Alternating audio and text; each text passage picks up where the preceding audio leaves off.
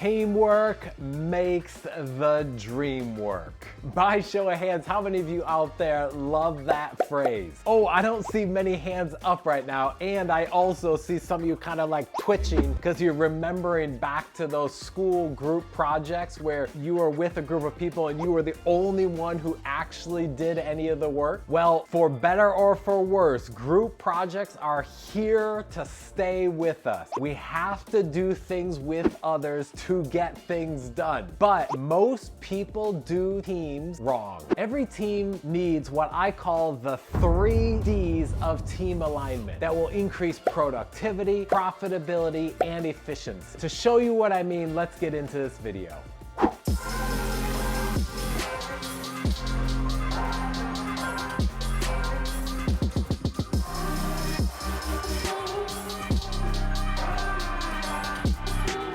I was coaching this business owner recently where he was telling me this story about how his team had a strategy session where they were coming up with a new idea. Their group came up with a new idea and they decided to move forward with this idea. And then as soon as the meeting was over and they went back to their offices to start working on that idea, several of the team members started complaining about that idea. And ultimately, the project failed. As I listened to him vent about this story for about an hour, I realized that he needed a checklist to make sure that the meeting, that strategy meeting he was having around this new idea was actually productive and that the same situation wouldn't happen again and they would have the meeting, come up with the idea, go do the idea, and then people would start complaining and it would fall apart. And so I introduced him to the 3 Ds of team alignment. The first D is debate. Okay, not this type of debate, but a different type of debate. A healthy debate isn't just a conversation back and forth. It's actually the lifeblood of a successful team. In fact, if your team isn't debating, I would be worried. Pat Lencioni, in his famous book, The 5 Dysfunctions of a Team, says that meetings should be at least as interesting as a movie. Ooh, excellent. Great movie. This quote highlights the importance of engagement and interaction within the team, within that meeting. So what makes a debate a healthy debate versus a poisonous one? It's when the team has an open, honest discussion about the idea. And your brainstorm meetings, your debates, they should be absolutely messy. You are crazy. We'll clean that up later. Filled with a melody of ideas that are new and clashing and converging into new ideas. This is the stage where everyone's voice should be heard. Don't let one person dominate, aka extrovert, and then no one should have a fear of expressing their opinion during this stage. If you do, that is also a dangerous sign that your team isn't safe enough to express what they truly want to say. Remember, the goal is to focus on the idea, not the people. If the debate turns towards criticisms, attack, you as the leader need to bring it back to the idea as fast as possible before the water gets poisoned. Focus on topics and not on personal attack. A good debate is kind of like a spicy dish. It brings out the best in every participant. But remember, it's the idea we're spicing up, not the people. I'm sure you've heard the saying that great minds think alike,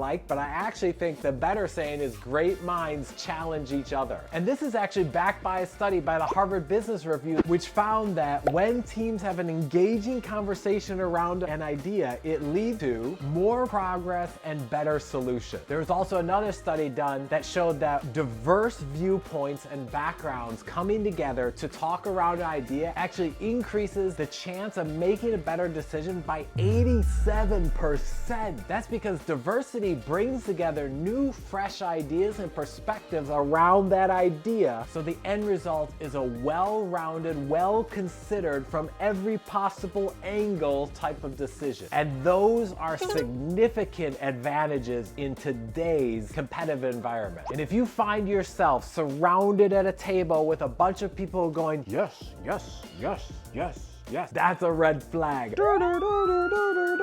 A unanimous decision right off the bat might seem like a great idea because you're like, they're done, we saved a bunch of time, but be warned, you might just be steering the ship straight for an iceberg and no one is willing to say anything about it. If no one on your team is creating the debate, then you as the leader actually need to instigate it, to make it happen, to challenge your group, to challenge the ideas. Oh look, this is great, everyone's saying yes to me, I'm so excited. Oh, that's a bad idea. You don't want them to say yes to you because that means they're just pretending. That means they might be scared to say what they actually want to say. If no one is acting as a contrarian to the idea, that's your cue as a leader to step up, step in, and challenge the group to challenge the idea. Remember, a healthy debate is a healthy team. It's where those ideas are shaped, formed, and ultimately created throughout that debate. It's where collective wisdom of the team comes together from each individual insight and creates something better than we could have individually on our own. So next time you're in a team meeting trying to come up with a new idea, embrace the debate that happens at that table. Which brings me to the second D, which is to decide.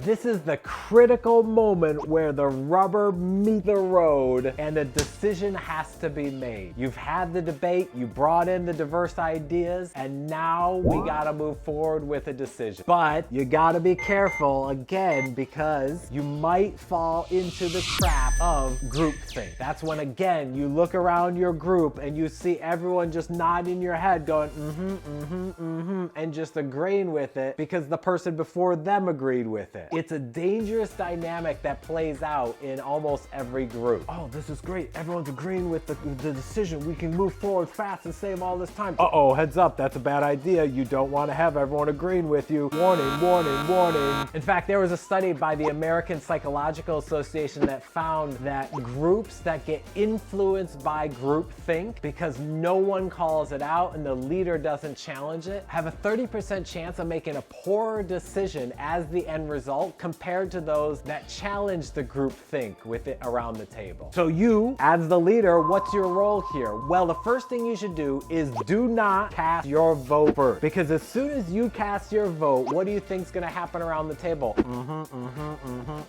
Don't cast your vote, let the group go, and then at the end you cast your vote. You're less susceptible to groupthink because of all your experience, and also because of your leadership position, your voice is most likely going to influence the group, which is what you don't want. You hired them, you brought them into your team, your organization, your community because you value their opinion. So let them go first and then you go at the end. A decision made in haste is kind of like getting a tattoo that you regret. Oh, also as leaders, you have another tool in your tool belt that I know you might be thinking about right now. You're like, Tom, what about my veto power?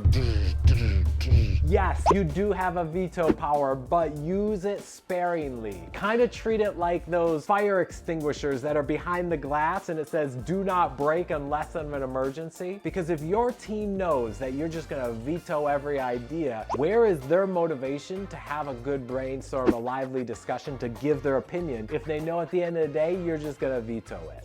You are right. Overusing your veto power will lead to reduction in your team's buy-in to the process of coming up with new ideas together. Ultimately, the decision-making process brings unity and clarity to the team and the idea. Your team should walk away from that meeting feeling aligned and a clear understanding of how their contribution contributed to the final result. It's about leaving the room as a unified front, ready to tackle the challenges that are guaranteed to face you all as you leave the meeting and start actually working on the project. Which brings me to the last and final D, which is do. As we reach that final D, this is the moment where all of that brainstorm idea, all of that voting, all of that collaboration comes together, and now we actually have to do the idea. And we put the decision making into process. It's like that scene in a heist movie where they're sitting around making the plans.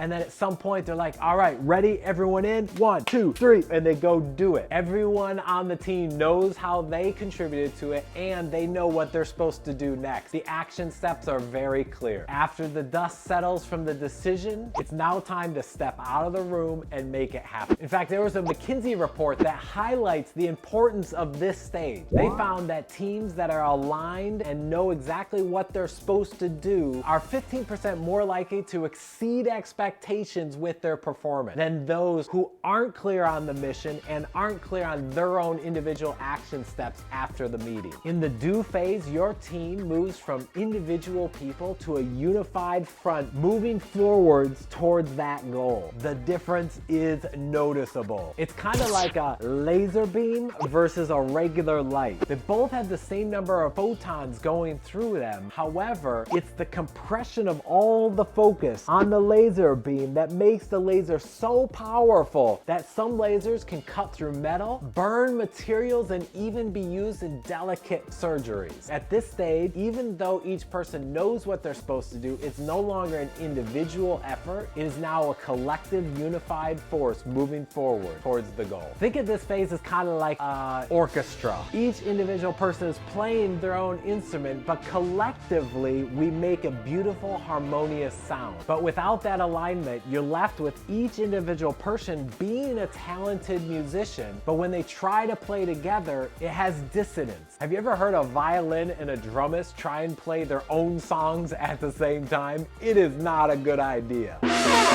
The beauty of the do phase also isn't just in how well it's executed internally, it's also about how it's perceived externally with your stakeholders. When your team is aligned, it radiates this strength to all of the people who are around your community, your team, your organization. And those outsiders, be they clients, friends, family, associates, or stakeholders, they sense it. They can see it happening. They know they're not just engaging with an individual person, they're engaging the entire team moving forward in a unified direction. So remember, when you're in the do phase, it's not just about each individual person getting their things done, which they are clear at. It's about collectively moving forward in that unified direction. This is going to give your team a sense of unity, a sense of purpose, and there's going to be momentum in the movement. You will feel it, your team will feel it, and everyone on the outside of your team, community, or organization will feel it. That's the power of the do phase. And there you have it, the 3 Ds of team alignment: debate, decide, and do. But these aren't just steps. This is actually a blueprint for you to use to move your team forward in a unified fashion, to transform your group from a bunch of individuals to a powerhouse team. By embracing healthy debate, by making an informed decision on what the group's gonna do, and by actually going out and as a team getting it done, you turn the old cliche, teamwork makes the dream work, into an actual tangible reality. Remember, a team aligned in purpose and action is like a focused laser beam full of energy, focused, powerful, and impactful. It's about harnessing the collective strength and wisdom of each individual person into something greater than they are individually. So next time you're with a group, remember the 3 Ds and ask yourself, are we having a good, healthy debate? Are we making a decision that is informed and not just groupthink? And are we actually all clear on the action steps? And are we going out and doing those action steps? If you can say yes,